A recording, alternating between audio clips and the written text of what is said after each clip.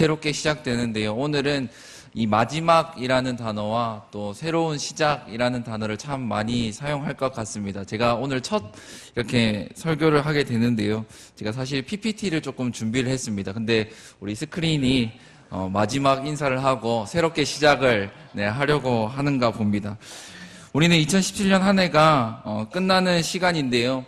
오늘 이 시간 가운데 정말 여기까지 인도하신 그 하나님께 감사하고 또 앞으로 인도하실 그 하나님의 은혜에 감사하는 시간이 되었으면 좋겠습니다. 그래서 우리 앞뒤 좌우로 또 이렇게 인사했으면 좋겠는데요. 모든 것이 하나님의 은혜입니다. 우리 한번 인사했으면 좋겠습니다. 네. 한 해 동안 많은 일들이 있었을 것입니다. 한 해를 돌아보면서 이 모든 것이 하나님의 은혜였음을 고백하고 또 하나님께 감사하며 또 살아가는 저와 여러분이 되기를 바랍니다. 또 여기 앞에 오늘 아무것도 모른 채 이렇게 또 기쁨으로 앉아있는 아이들도 있는데요. 수료하고 있는 모든 학생들도 정말 하나님께서 지금까지 지켜주시고 인도하여 주셔서 감사하고 또 앞으로의 이 배움의 시간에도 정말 하나님의 은혜와 축복이 넘치길 기대하는 마음이 생기기를 축복합니다. 오늘의 말씀을 저는 이 누가복음 15장에 나타나는 탕자의 비유, 예수님께서 들려주신 이야기로 시작을 하려고 합니다. 누가복음 15장에는 이 한 집안의 이야기를 들려주고 있습니다. 예수님께서 두 아들을 등장시키고 있는데요. 이 한 아버지에게 두 아들이 있었습니다. 그런데 그 둘째 아들이 아버지에게 이렇게 얘기합니다. 아버지, 유산을 먼저 좀 땡겨 주십시오. 당겨서 제가 이 재산을 받고 가고 싶습니다. 이렇게 이야기를 합니다. 그래서 아버지가 이 재산을 둘째 아들에게 먼저 주게 됩니다. 그리고 이 둘째 아들이 재산을 받아서 룰루랄라 집을 떠나게 됩니다. 집을 떠나서 타지로 가서 이 아버지께서 주신 이 재산을 가지고 자기의 마음대로 이 흥청망청 써버리게 되는 것입니다. 이렇게 흥청망청 하루 이틀 시간이 지나자 이 둘째 아들은 빈털터리가 되어버립니다. 아버지께서 많은 돈을 주었지만 그 돈을 소비하고 거지가 되어버린 것입니다. 설상가상으로 둘째 아들이 떠난 그곳에 흉년이 들어서 둘째 아들은 더 힘든 그런 시간들을 보내고 있었습니다. 둘째는 그래서 돼지의 사료라도 먹으려고 사람들에게 구걸을 합니다. 그런데 그것조차, 이 돼지의 사료조차 주는 사람이 없다라고 누가복음 15장에서는 기록하고 있습니다. 둘째는 굶주렸고요. 처량하게 죽을 것 같이 아프고 괴로웠습니다. 이런 둘째가 기대고 싶었던 곳이 어디였겠습니까? 그리고 이 둘째에게 생각나는 사람이 누구였겠습니까? 바로 재산을 주었던 따뜻한 밥을 먹을 수 있던 그 집이고 아버지였을 것이었습니다.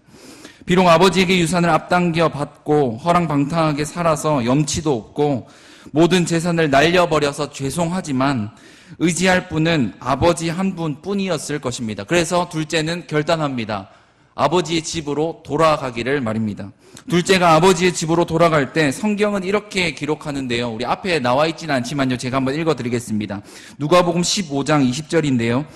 이에 일어나서 아버지께로 돌아가니라. 아직도 거리가 먼데 아버지가 그를 보고 측은히 여겨 달려가 목을 안고 입을 맞추니 라고 누가복음 15장 20절은 기록하고 있습니다.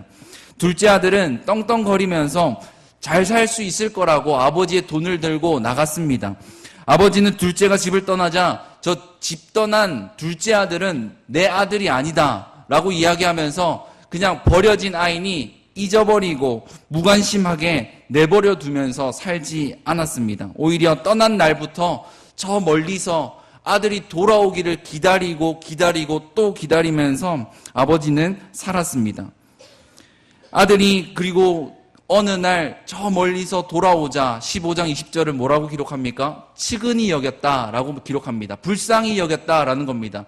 비록 재산을 탕진해버리고 거짓골을 하고 온 둘째 아들이었지만 아버지는 달려가서 기쁨으로 입을 맞추고 안아주었다는 것을 누가복음 15장은 기록하고 있습니다. 제가 호세아서를 본문으로 삼고 왜 이렇게 첫 시작을 누가복음 15장의 이야기로 하냐면요. 이 두 아들 중에 이 둘째 아들과 오늘 본문에 나타나는 이스라엘 백성들과 너무나도 같은 상황이기 때문에 그렇습니다. 오늘 읽었던 이 호세아 11장 12절과 12장 1절에는 에브라임이라는 사람이 나타납니다. 족속들이 나타나는데요. 이 이스라엘 백성들과 이 둘째 아들이 비슷합니다. 그리고 둘째 아들의 아버지와 하나님 아버지가 동일한 모습으로 나타나고 있습니다.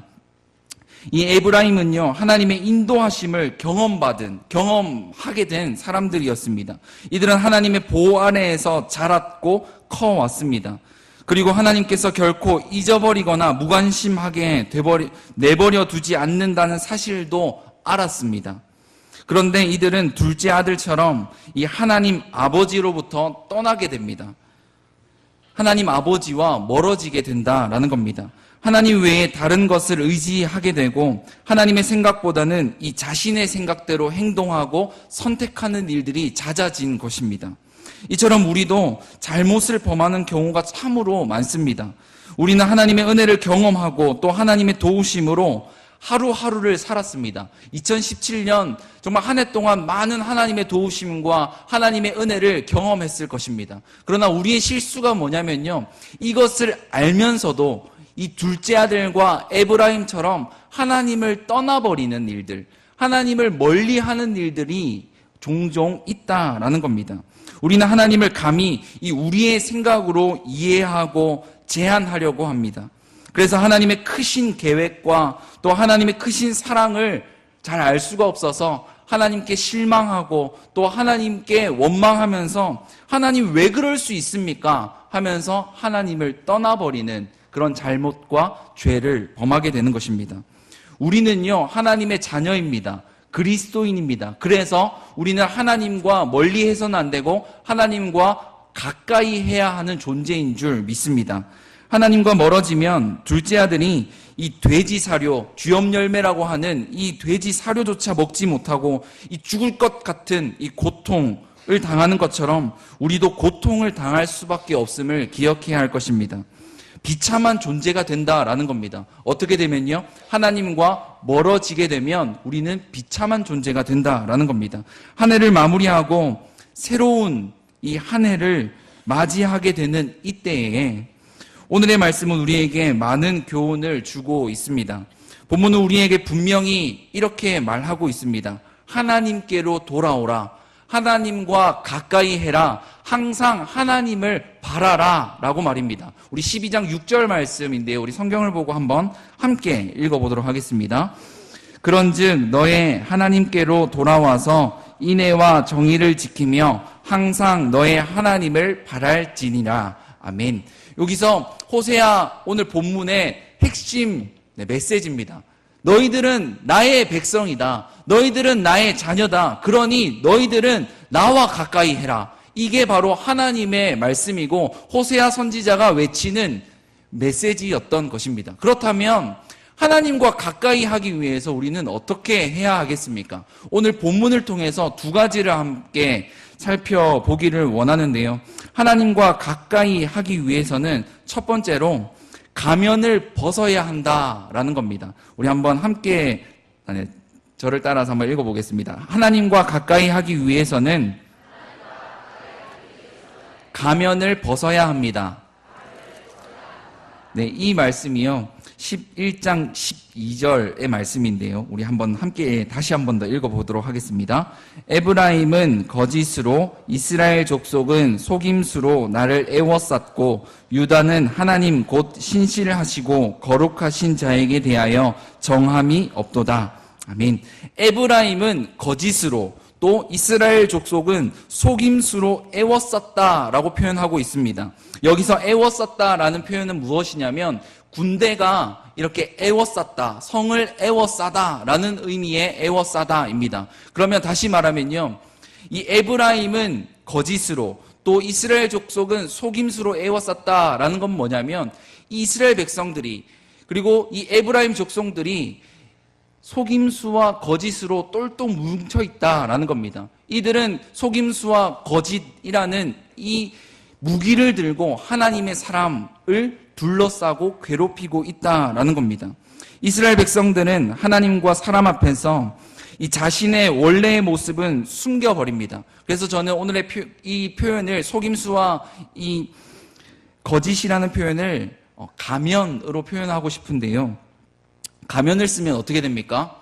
제가 웃어도 울어도 화가 나도 짜증을 내도 보이지가 않습니다. 가려지는 것입니다.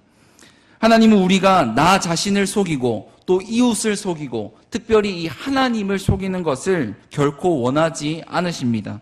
그래서 우리는 거짓을 행하는 자가 되어서는 안 됩니다. 이것은 모든 성경의 가르침이기도 합니다. 하나님과 가까이 하는 자들의 특징은 가면을 쓰지 않는다라는 특징이 있습니다. 정직하고 솔직하고 하나님 앞에서 모든 것을 내어놓는 그런 특징이 하나님과 가까이 하는 사람들의 특징이라고 할 수 있는데요. 그렇다면 하나님과 멀리하는 사람들의 특징은 바로 거짓과 이 속임수의 가면을 쓰고 있다라는 겁니다. 벗겨도 계속 우리 이런 표현을 많이 씁니다. 매력은 벗기면 벗길수록 좋다라고 말하는데 벗겨도 너의 매력은 왜 끊이질 않니? 이런 표현을 쓰는데요. 그런데 우리는 벗겨도 진실이 나오지 않는 그런 사람이 되어서는 안 된다라는 겁니다. 특별히 성도에게, 그리스도인에게는 조심해야 할 가면이 있는데요. 그 가면은 무엇이냐면 이 영적인 가면입니다. 우리는 소위 이 세상 사람들에게 이런 표현을 많이 씁니다. 많이 듣습니다. 교회에서만 거룩하다라는 표현입니다. 교회에서는 거룩한 교육자들이고 목사님이고 전도사님이고 강도사님이고 장로님이고 권사님이고 집사님인데 교회 문만 탁 나가면 시동만 걸고 밖으로 나가면 왜 성도의 모습은 없어지냐라는 세상의 지적인 것입니다. 교회 안에서는 거룩한 척하고 기도하는 척하고 예배하는 척하는데 문만 열고 나가면 그 가면을 벗고 진짜 자신의 모습을 드러내고 있음을 세상은 폭로하고 있습니다. 하나님은 저와 여러분이 거짓과 속임수로 살아가는 것을 결코 원하지 않는다는 것을 기억하시길 바랍니다. 특별히 영적인 가면, 오늘 목사님께서도 말씀하셨는데요. 예배를 드려야 우리는 예배다운 예배가 되어야 진정한 성도가 될 수 있는 겁니다. 그저 예배의 은혜도 없는데 이 은혜를 흘려보낼 수가 없다라는 겁니다. 그래서 그러기 위해서는 우리는 거짓과 속임수에서 멀어져야 한다라는 겁니다. 거짓과 속임수는 언젠가 드러나기 마련입니다. 왜 그러냐면 언제나 진실이 승리하기 때문에 그렇습니다.